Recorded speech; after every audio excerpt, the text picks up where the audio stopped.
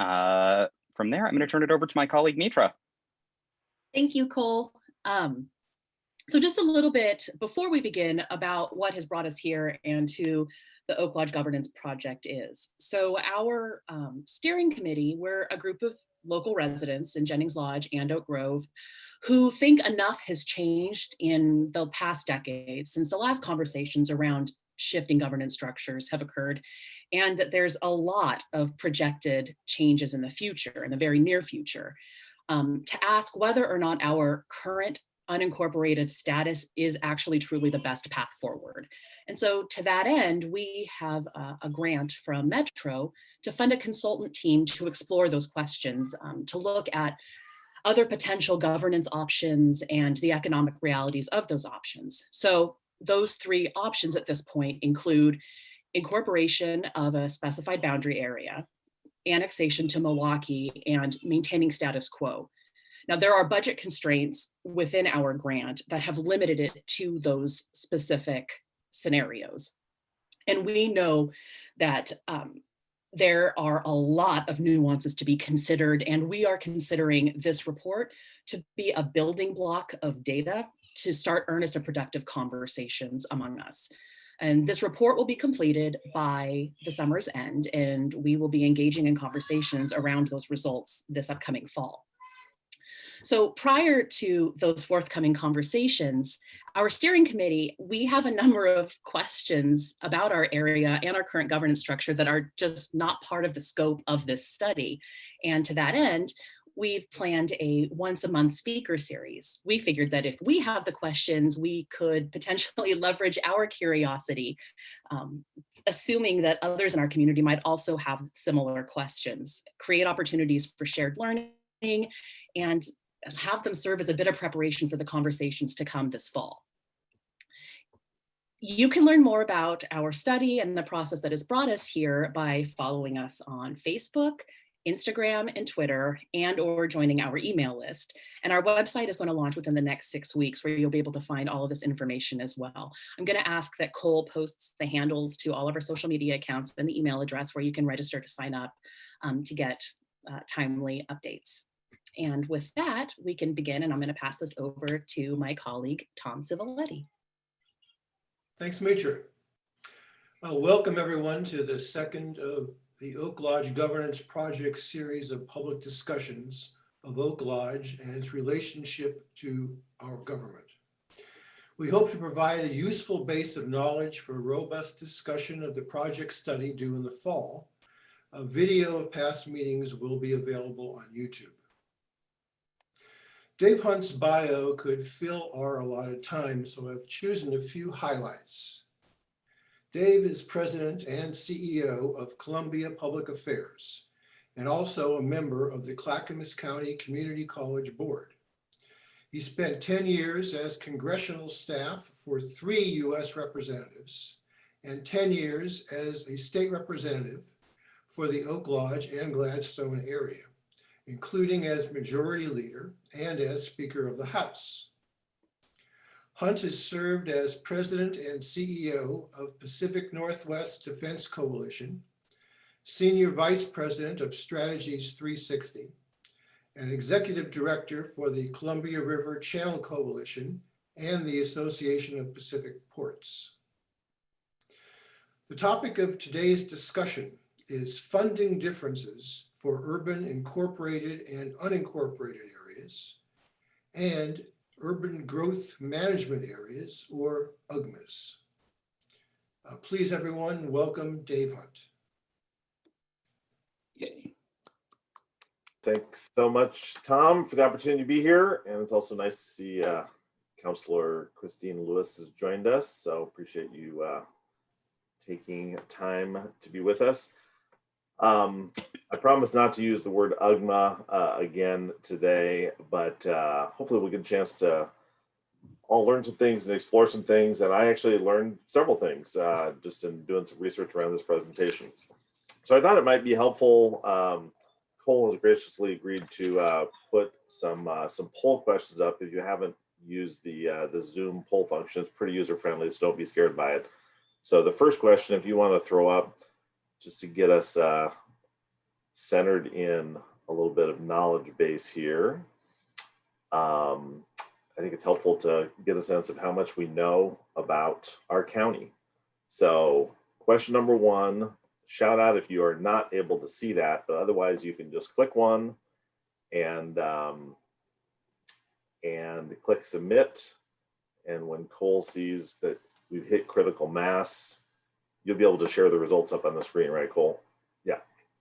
So I can't see when we hit critical mass, but if you can pick one of those, what is the smallest city in Clackamas County? Pick your choice and hit submit. And when we hit critical mass, Cole will see if we're right. Okay, fascinating, because we are not correct as a group. And maybe we have a bit of a bias toward Johnson City since we all live relatively close to Johnson City, but Johnson City by the last population estimates has 560. River Grove has 505, but Barlow has 135. Wow. So congrats to the two people who picked Barlow. You are correct. I should also note I put Lone Rock up there as a completely bogus answer. It is not a Clackamas County city. It is a city in Oregon, however, that at last count had moved from 21 people down to 20 people out in Gillum County. So on the other side of the ledger, Cole, if you want to put the second question up, what is the largest city in Clackamas County? And to be fair, I did not include Portland. I know, there's a little bit of Portland in Clackamas County, but not counting Portland, what is the largest city in Clackamas County? Actually, this is showing, I'm just seeing the results. I just made you a co-host, Dave. So you, perfect. Okay, great. you should be seeing them as they come in with me. Great. So you just disempowered me from voting, Cole. I see how it is. The teacher knows all the answers.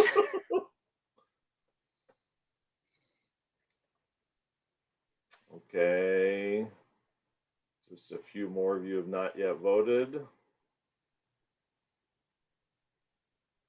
Just click your answer. What is the largest city in Clackamas County? These actually obviously are all legit cities. No bogus cities on this one. Okay, I think we're at critical mass.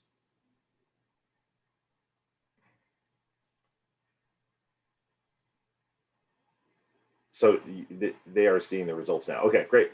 So a majority of you said Oregon City. Oregon City has, by last count, just less than 35,000 in population. But the largest city in Clackamas County, not counting Portland, is actually Lake Oswego. So that was the second most popular answer, just narrowly edged out there.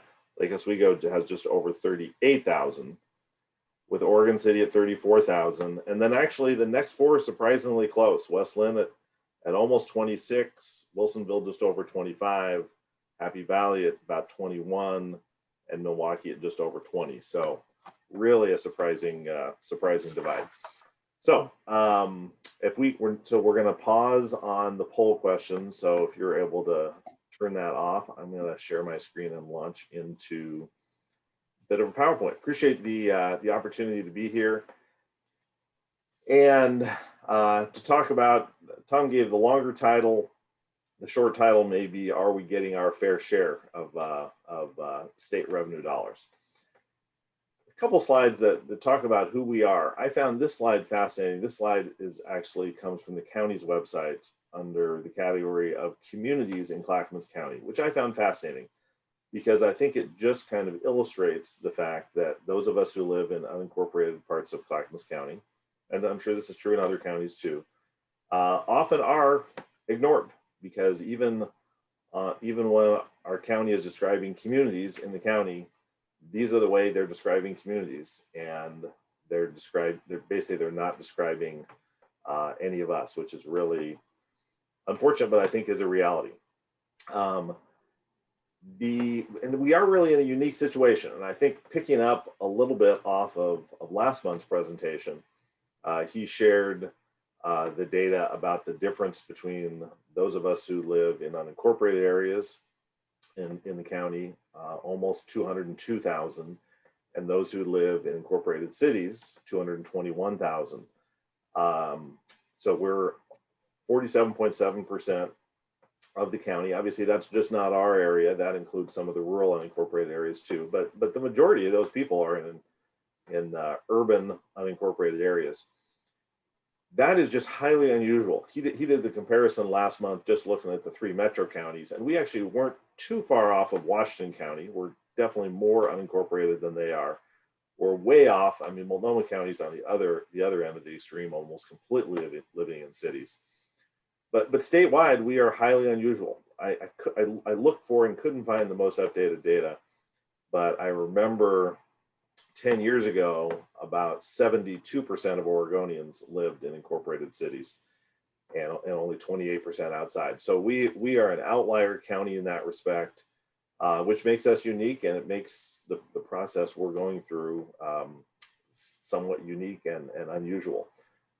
We also, unlike a more typical, quote unquote, typical unincorporated community or resident that is out in a more rural part of the county, we're also very unique in that we are really, in most cases, I think, very well served by local service districts.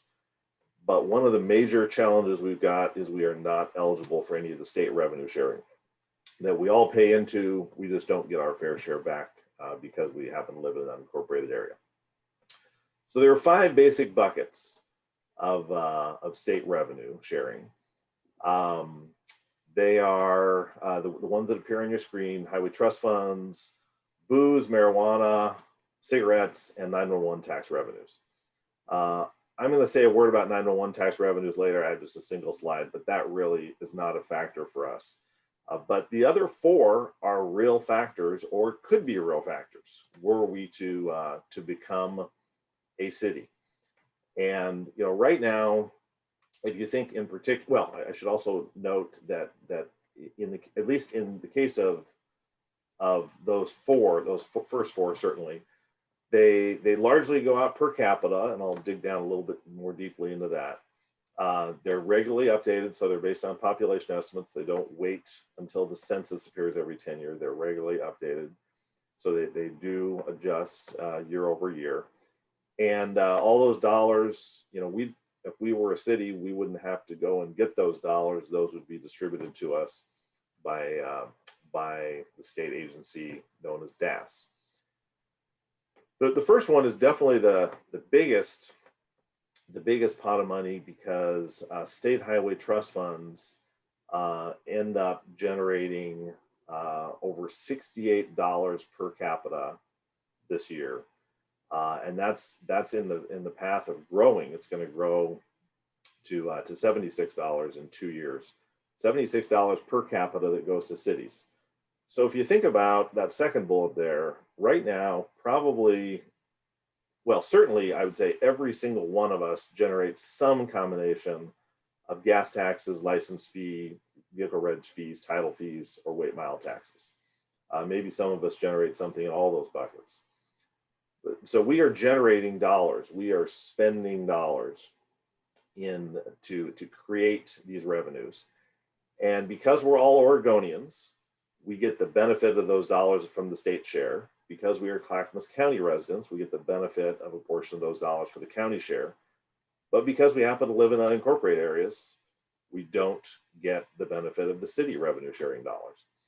The great thing about these dollars for cities is they can't be used for everything. And you'll see on some other categories, they really can be used for everything. But they can be used for a lot of things. Highway trust fund dollars can be used, as you see there, construction, reconstruction, preservation, maintenance, repair, improvement, road, streets, paths. It definitely has to be transportation focused. You can't go and buy human services. You can't go and buy public safety.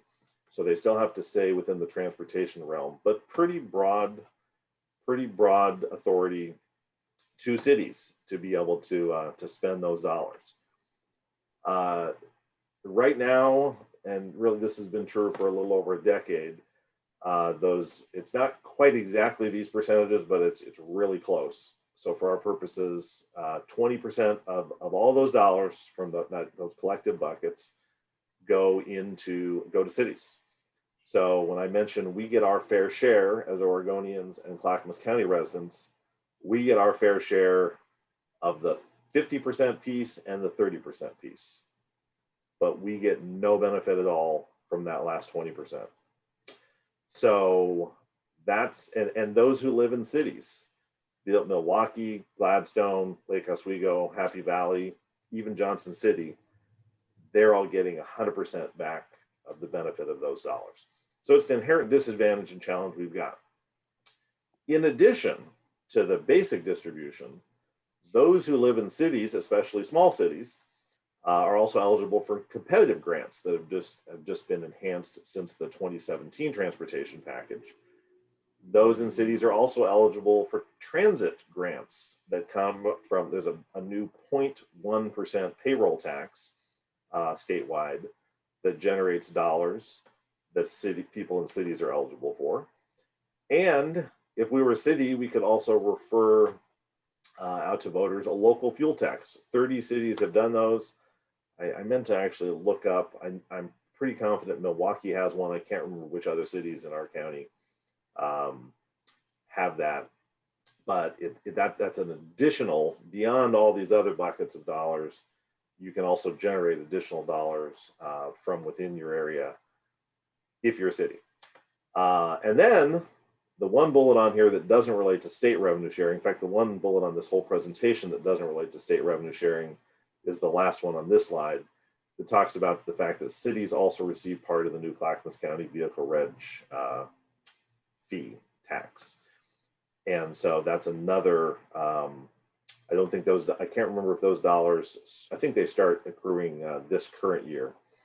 So they weren't on last year's rolls, but that's another new benefit that goes out to cities.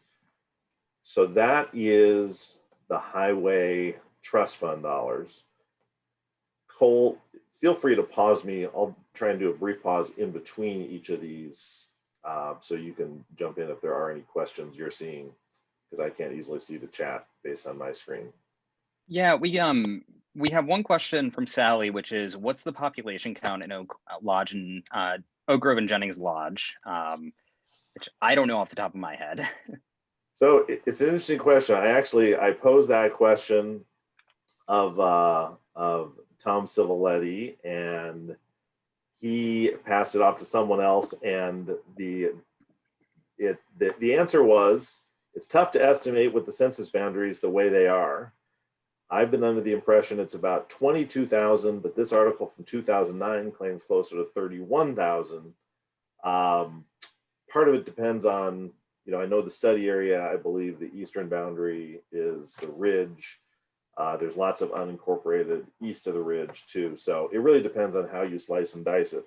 But I think it's fair to say it's significantly greater than 20,000. So we're not talking about 500 people or 1,000 people, significantly greater than 20,000, and maybe greater than 30,000. And then I actually have one, and I don't mean to be the slow kid in the class, but in the previous slide, the question around per capita, so the 6861 per capita to cities, is that per person in the city gets about $68 for the gas tax? So the city of which they are a resident gets $68.61 growing next year for each resident in their community. And in fact, actually, this slide actually helps illustrate that. So perfect segue, Cole. These are the actual highway trust fund dollars. These are estimated for 2023. But you can see, so like Johnson City, as we talked about earlier, population 560 gets $44,521, or is projected to in 2023. So that there probably is a little bit of apples and oranges, because I used the per cap number is probably a current year, and these estimates are looking forward 3 years. So it's probably adjusted up a little bit, but you get a flavor of the serious dollars that are generated. as we now all know, Lake Oswego, at the biggest city, gets over $3 million a year in state revenue sharing, just because based on the number of residents they have. And then, as we all now also know, the smallest city, Barlow, gets over $10,000 for their 135 residents.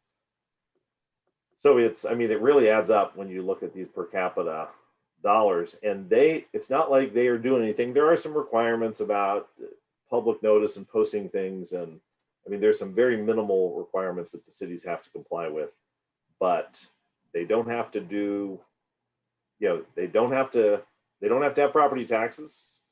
They don't have to match those funds. They really just have to be a city, and they get these dollars. So Cole, again, feel free to just jump in and interrupt me anytime you see questions. Well, we have one that looks like it's more of a comment, so I'll just state it. Theoretically, the state shared revenues that the county receives are spent on unincorporated areas, so it is not correct to say that the Oak Lodge area does not receive any benefit from state shared revenues. And Leah looks like she's framing it as a question. What is the accountability for the county to show the proportionality to unincorporated areas? Yeah, and that's the inherent challenge, and frankly, the disadvantage that our county faces, because even though they are kind of sort of the city for the unincorporated areas as well as the county, they don't get the benefit of the city share of those dollars. So they're getting just, Clackamas County is getting just a straight 30% county share. But if you compare apples to apples with Multnomah, for example, Multnomah County is getting that 30%, Clackamas County is getting that 30%. But Multnomah County is just functioning as a county. Clackamas County is functioning as a county plus kind of as a city for almost 48% of us. And so they're not getting, if the counties, in fact, I actually wrote a bill when I was in the legislature that would make one simple change. It would give counties the benefit of that 20% city share, where in order to be able to serve where they represent unincorporated communities. Going back to my earlier comment about 72% of the state comes from incorporated areas, I'll just say that bill did not pass, because it would have been a significant balancing for Clackamas County. But that's the only way I've thought of to be able to balance that, except for becoming a city where you get the direct share of the dollars. And recognizing time, let's do one more question on this section. Do cities get any of the county revenue? So setting aside the county imposed vehicle registration fee, my understanding, and somebody should feel free to correct me if I'm wrong, my understanding is the county uses their 30% completely of the state revenue sharing on county roads, and that's still not enough to keep up with county roads. So, bucket number 2, liquor. This is a smaller number, but still significant overall. This is only $19.25 per cap in the current year. Again, that goes to cities. The source of these dollars, they come from beer taxes, from wine and cider taxes. And then the liquor fees are not really taxes. I won't get into the whole complicated aspect of what that looks like, but it's a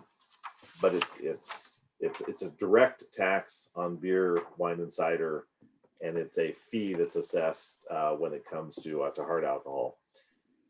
So, and actually, I just realized I skipped over one of the poll questions. So let's do the next 3 poll questions, Cole, back to back. The first one will look backwards on gasoline taxes. What is Oregon's current gasoline tax? And you have 5 options there, only one of which is correct. So this is Oregon's gasoline tax. 16 cents, 36 cents, 56 cents, 76 cents, or 96 cents per gallon.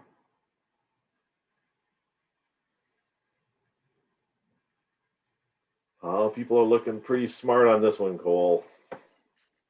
I think we can call it good. I'm going to share the results Yep. back out. They've been foiled twice, but this group knows that 36 cents is the state gas tax, and that puts us a little bit on the low end nationally, but not too far off. The next question is, what is Oregon's wine tax?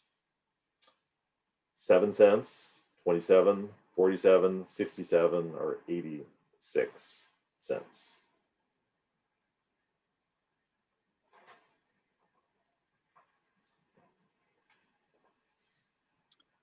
It's fun to be able to see the back end of this and see the results as they come in. So, yep, you can go ahead and share that. So the winning answer is 7 cents a gallon, but the correct answer is 76 cents per gallon.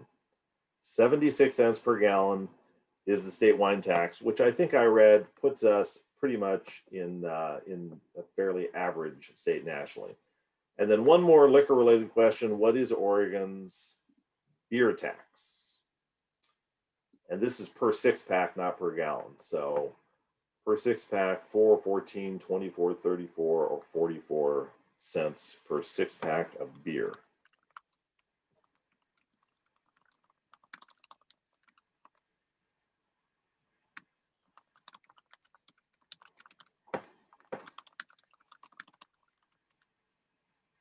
So you can probably share that. So the majority answer says 44 cents. The correct answer is 4 cents per 6-pack. 4 cents per 6-pack. And that is among the lowest few in the country. We're right down there with the heavy beer states like Missouri, and I can't remember what the other beer states are, but only 4 cents a gallon. So if you can take that poll question off, those are the beer and wine are two of the sources that generate these liquor revenue dollars. The great thing, as these dollars come to cities, we talked about with the highway trust funds, where there are some restrictions, you have to keep it within the transportation realm. When it comes to liquor revenue to cities, no restrictions. You can spend it on anything you want. You can spend it on code enforcement. You can spend it on law enforcement. You can spend it on roads. You can spend it on paths. You can spend it on human services. You can spend it on whatever you want. No restrictions. And so, whoops, let me get back here. This is the division, which is somewhat counterintuitive, I found. I had forgotten what the distribution of liquor revenues is. The majority stays with the state. That's not surprising. It's a state assessed tax, 56%. Only 10% goes to counties and 34% goes to cities. So this is one of those areas where you really see the exacerbation of not getting our fair share in a county like Clackamas, because our county's only getting 10%. And again, having to play that dual role of county and kind of city government in a lot of ways. And we that live in the unincorporated area are getting no benefit of that 34%. Now, I should note that the 34% of liquor revenues is divided up into two chunks. 20%, like the Highway Trust Fund, goes straight out to cities based on a per cap. So the majority of those dollars go straight out. The remaining 14% does go to cities based on a formula that does consider how much they assess in property taxes, as well as population and income. So we don't need to spend a lot of time on that formula, but I just wanted to flag the majority of those dollars are going out to every single city, regardless of size and regardless of tax rate. But then there is a second bite at the apple that does have a stronger, more complex formula. So that is a bit about liquor revenue. Let's pose a question, if you can put it up, Cole, about recreational marijuana taxes. What is Oregon's recreational marijuana tax? Obviously, this is a much newer tax than the other ones we're talking about. But do you think, and if you can see those dots in there, it says 0.17%, 1.7%, 17%, or 71%. What is the tax that is assessed on recreational marijuana? And this is a smart, well-informed group, at least so far. Maybe a lot of recreational marijuana buyers. Now it makes more sense why there are so many shops along McLaughlin. I'm seeing it based on this community awareness here. I see a lot of notes in the chat box that are along the same lines, Dave. One question is medicinal versus recreational. Are the taxes separate? I think is where the question is getting to. My understanding is there is not a tax on medical marijuana. I did not look back at that, but that's my understanding. But this is definitely the tax specifically on recreational marijuana. And the 65% of you are absolutely right. 17% is the marijuana tax. So that ends up generating a little over $3 per capita to cities. Now, this has been one area where that's right in the process of changing dramatically, because up until the passage of ballot measure 110, just last fall, 10% of the total was going out to cities, and it was just a dramatically growing amount. Measure 110 dramatically changed that, and the share to cities is now no longer a percentage of a growing share, but it's now a fixed total of $4.5 billion each year. So for cities that have counted on that revenue the last few years, they're going to take an immediate hit unless the legislature changes it. There's a lot of pressure on the legislature to change a whole bunch of elements of Measure 110, because like a lot of ballot measures, it had some unintended consequences, or is having, or will have. But it's still real dollars, and it's still going to cities.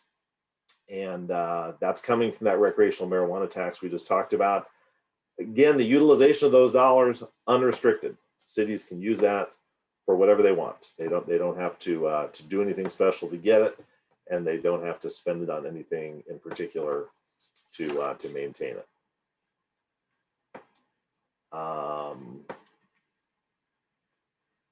So I will note I will put a small asterisk on what I just said, because there is a requirement that it only goes to cities that have not banned marijuana licenses. So if for those cities that have banned marijuana licenses, and there at least were some, they don't get their share. It then has an interesting division. 75% of it, so the vast majority, again, just goes out straight based on per cap allocation.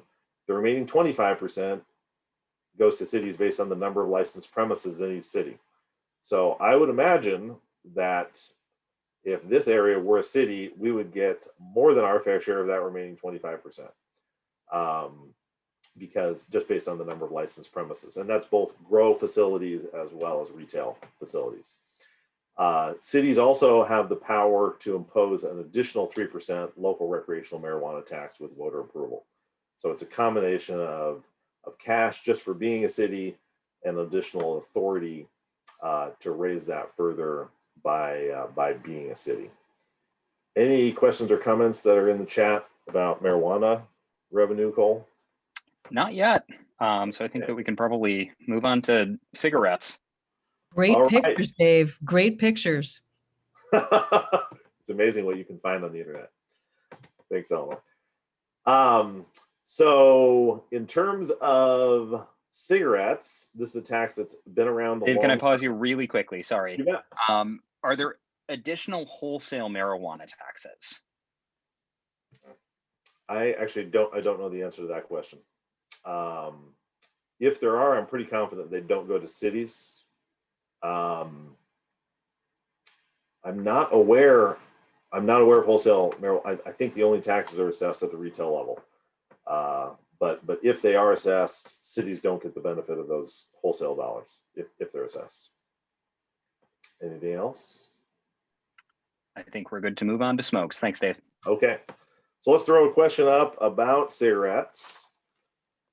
see if you continue your winning streak. What is Oregon's new total cigarette tax? And keep in mind, there was an increase in the cigarette tax passed last year. So is it 33 cents a pack? Is it $1.33 a pack, $2.33 a pack, $3.33 a pack?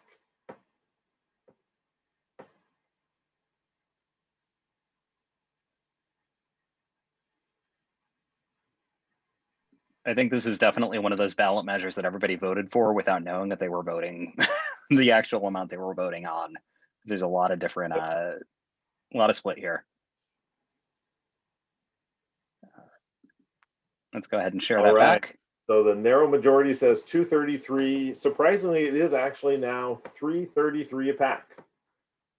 So although there may be a lot of recreational marijuana users among this group, there may not be a lot of cigarette smokers. So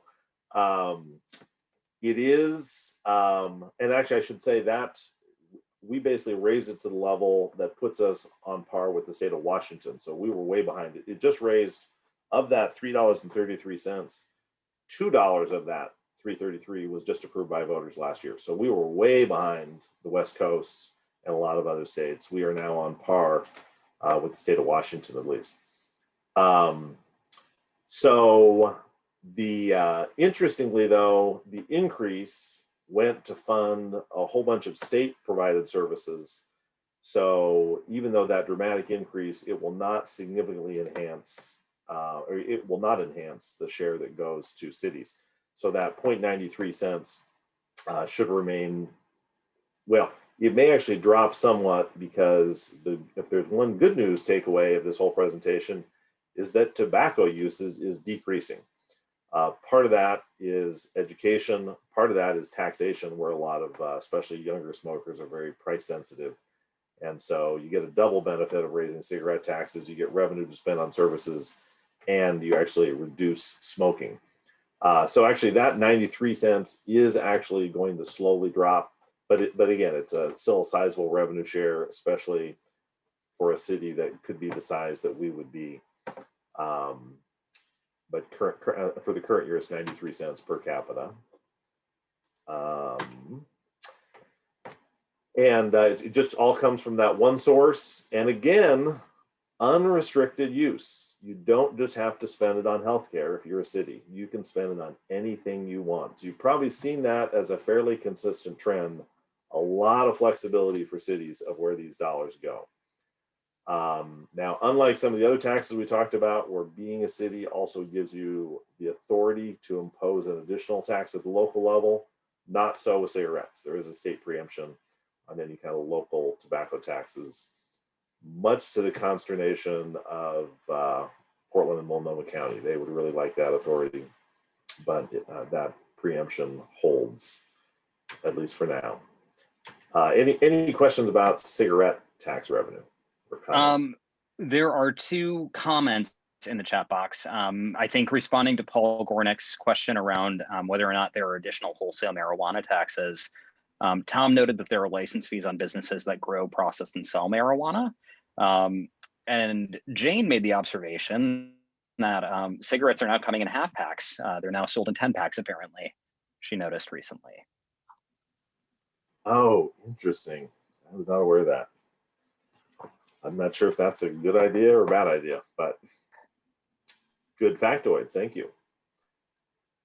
Okay, let's move on to 901 emergency tax. I'm not going to spend hardly any time on this because even though the dollar amount is pretty high that you see there, $721 per cap to cities, almost very few cities receive a distribution because in this case, completely unlike the other four revenue sources, it only goes to cities that are the governing authorities of 911 centers. So it is intended to go through those. So this is one area where we are not being disadvantaged by not being a city. And also we would not benefit from being a city. I just wanted to, since it is the fifth of the 5 state revenue sharing options, I just wanted to note it, even though this will not really be a factor. Can I ask a really quick question on that, Dave? Please. So I assume that Clackamas County is the 911 area. Is that a proper assumption? For our area, Yes.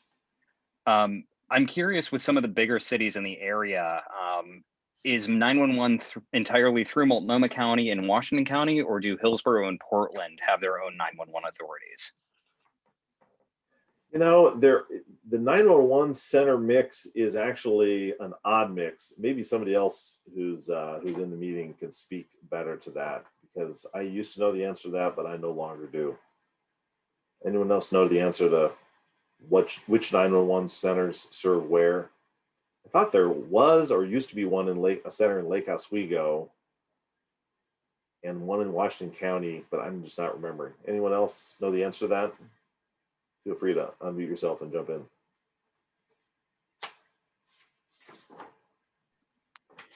I can Google it, no worries. And Elvis is saying that Milwaukee actually gets their 911 dispatch from Lake Oswego, so you're probably right.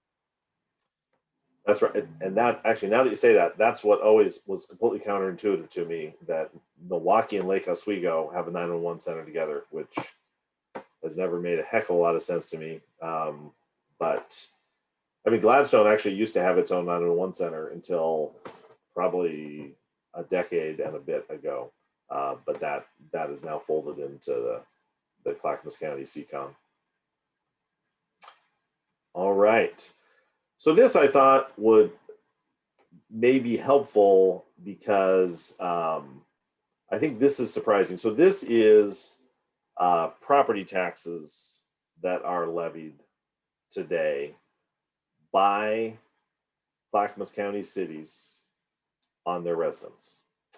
Now you will notice there are two bars up there that look like they're missing, but that is just because River Grove and Johnson City assess 0 property taxes. Barlow, our small city, actually does assess a very small property tax. You'll also notice that some cities have a blue bar and a pink bar. The pink bar is really kind of a mix in different cities. It's a, let's see, I'll give an example. Like in Canby, it's a local option levy. In Estacada, it's a bond. In that Portland line, it's a local option levy, a fire EMS measure, and a bond. So it's actually 3 things in the case of that.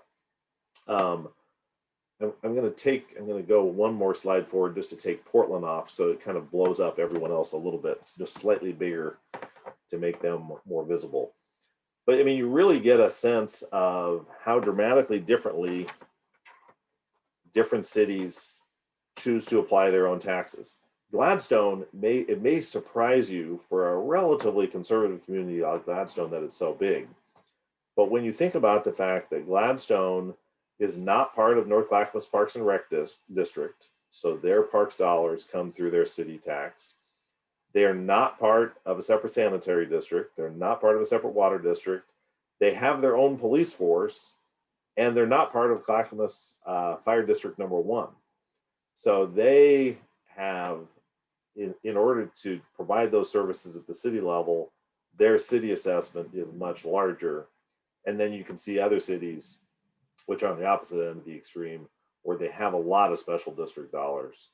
I mean, Happy Valley, and I'm not sure where the change from North Clackamas Parks and Rec to Happy Valley, I'm not sure if this has already been incorporated in the Happy Valley numbers or if this is pre.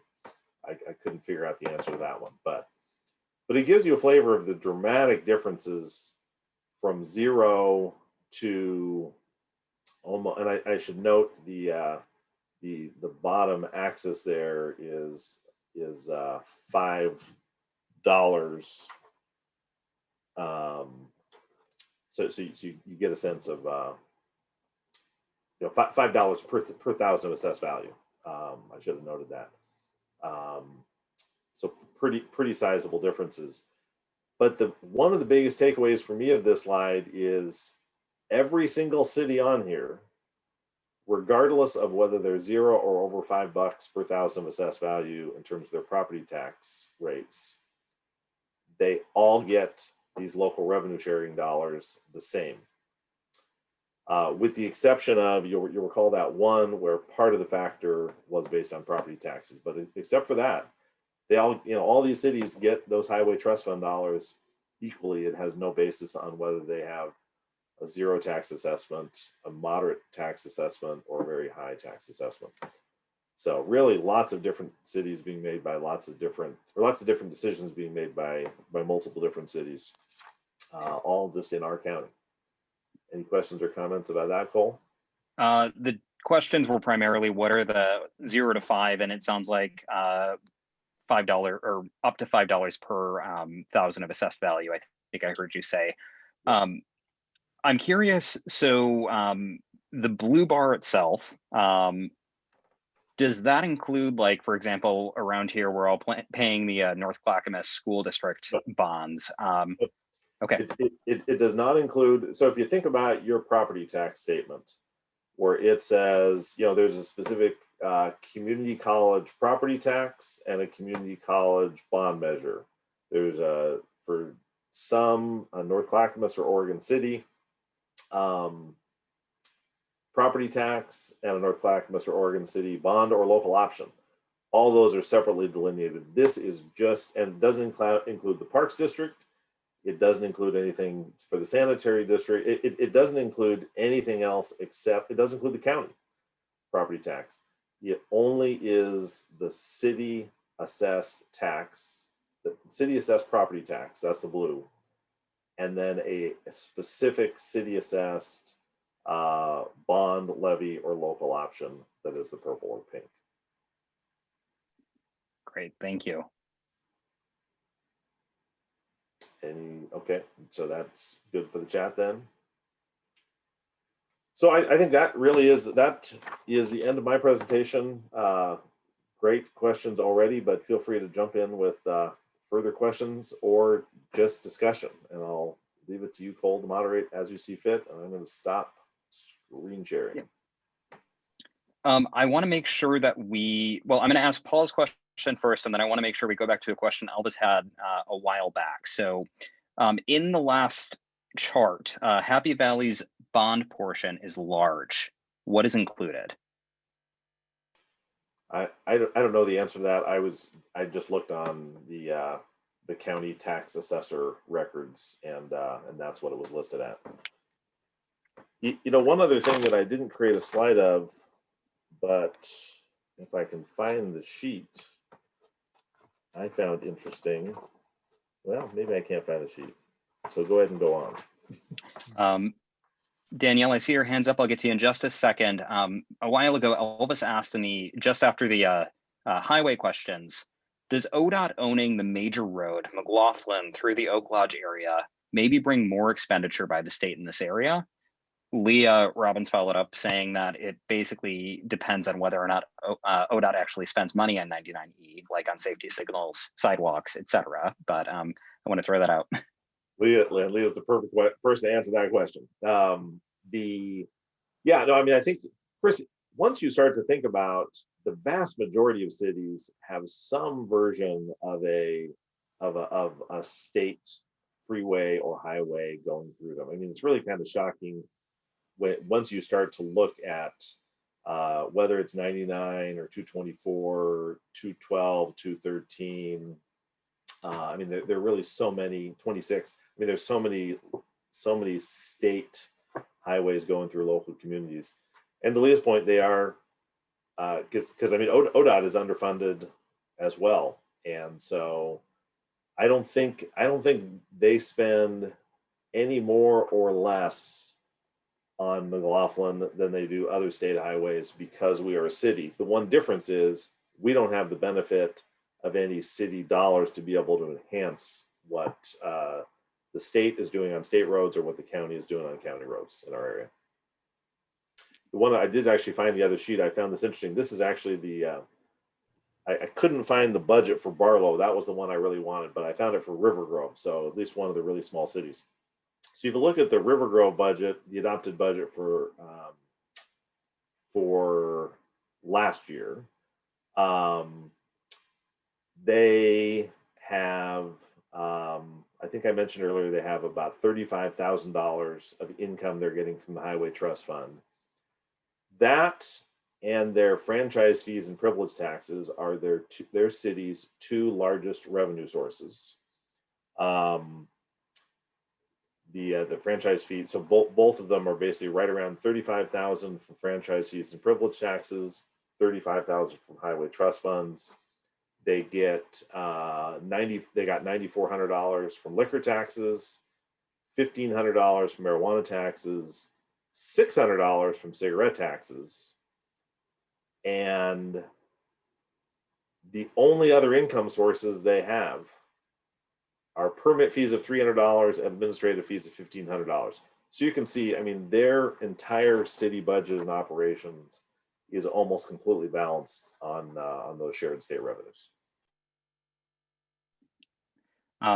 Before I get to Danielle's question, a couple of clarifying points I just want to read out. Paul notes that ODOT also trends toward relinquishing ownership of state highways to local cities. Councilor Lewis noted that they also only spend money to bring up to their ODOT standards, which are not urban standards. That standard is something Metro is working with ODOT and ODOT Region 1 to better define. And then a clarifying point from Susan that Oak Lodge Water District is not property tax based. I think revenues from the user fees. Elvis says, thank you, Speaker Hunt, very informative. And with that, I would love to let you take a moment to unmute yourself, Danielle. Thank you. I tried typing the question and then deleted the whole thing. So it just raised my hand. My question, well, I have a statement and the question. My statement is that when we talk about incorporation or annexation or anything like that, it seems that a main sticking point for a lot of people is paying higher taxes. Oh, well, now we're going to have to pay these additional taxes if we become, part of Milwaukee or if we do our own thing. But what I'm hearing, right, in this talk is that there's actually a lot more money that will become available to us. And so that's my statement. And that, I guess, hopefully I have that right. But I would like to know what kind of talking points would you use if someone came up to you and said, I would never will do this, I'll pay too many taxes? What would you say to them? Yeah, I mean, I think it's an inherent challenge, and that is a real thing in our area. I mean, we've seen measures that I think a lot of us would have assumed would have passed go down, not because people disagreed with the intent of the measure, but just because of property tax price sensitivity. So, I mean, I think it's a real thing. One of the best poster children for this, I think, was, I don't remember, it was a few years ago when we had the proposal to break off the North Clackamas Parks and Rec District into a separate district. And you may recall it was kind of a weird combination of ballot questions because it was both, do you want to break off? But part of the break off question was break off and increase the North Clackamas Parks and Rec district property tax amount. So it was kind of a compound question. Yes. Break off and form a separate district and increase the tax. And then there was also an election if it had passed for people. My assumption always was, I mean, right when I saw the question, my assumption was the majority of people want the separate district, but they're going to vote no because of the tax. And there's no way to know. The people who voted no, maybe some of them really hated both ideas, but in my gut, I just think the vast majority of residents in our area were very supportive of the idea of a separate Parks and Rec district, but a majority, at least, did not want to increase that tax. So, I mean, I think going forward, the more we can segregate out those taxes. I will note the one risk you get into is when you're, at least if the direction is to form a new city, once you set a property tax rate, you then, because of some property tax measures that have passed in the past, as I understand it, you end up with some limitations on what you can do in the future without regular voter approval. It's one of the reasons why some cities have gone to doing a lot of levies, but keep in mind the levies have to be renewed every 5 years. And so as opposed to a city or a county's property tax rate, which is just set, and then but it can't adjust up any more than 3% a year. So there are kind of two conclusions I've come to. That one is try and break apart the question to the greatest degree possible, and two, don't tie our hands in a way like frankly Damascus did, where they tried to put so many restrictions around future revenue that they just tied themselves in a knot so they killed themselves. I want to be really mindful of our time. Dave, this has been fantastic. I learned a ton. We have exactly 3 minutes to 1 o'clock, and I do want to make sure that we wrap up by then. I'm going to read a couple of points in the chat, and then hopefully we'll have time for maybe one more question. Susan says, these are more comments. You really need to decide what you want the incorporated city to do and what the cost to do those functions are, which is a great point. Leah notes that it seems more about who gets to choose what those dollars are spent on, unless no one wants any money spent on anything. Chips, I see you've got your hand up. Can we make the question and Dave's response happen in 2.5 minutes? You're on mute, my friend. Just wanted to make a comment about the last question, I believe that I heard, and the really exciting thing about this whole